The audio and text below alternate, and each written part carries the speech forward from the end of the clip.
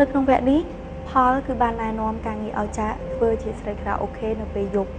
តែផលដែលជាមិត្តភក្តិរបស់ចាក់ក៏តែងតែនិយាយថាការងារធ្វើជាស្រីខារ៉ាអូខេនេះគឺគេមិនឲ្យតម្លៃនោះទេតើលោកអ្នកយល់ថាការងារដែលផលផ្ដល់ឲ្យចាក់គឺជាការងារដែលត្រឹមត្រូវនិងស័ក្តិសមនឹងចាក់ដែរឬទេមិនមែនជាបងប្អូនបង្កើតនឹងគ្នាទេឯង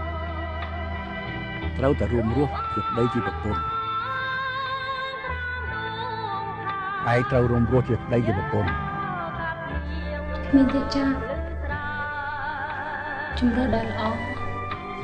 ត្រូវបានគេជ្រើសរើសយកអស់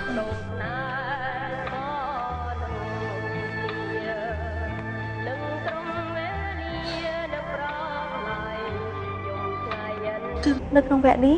ផលគឺបានណែនាំការងារឲ្យចាក់ធ្វើជាស្រីខារ៉ាអូខេនៅពេលយប់តែផលដែលជាមិត្តភក្តិរបស់ចាក់ក៏តែងតែនិយាយថាការងារធ្វើជាស្រីខារ៉ាអូខេនេះគឺគេមិនឲ្យតម្លៃនោះទេ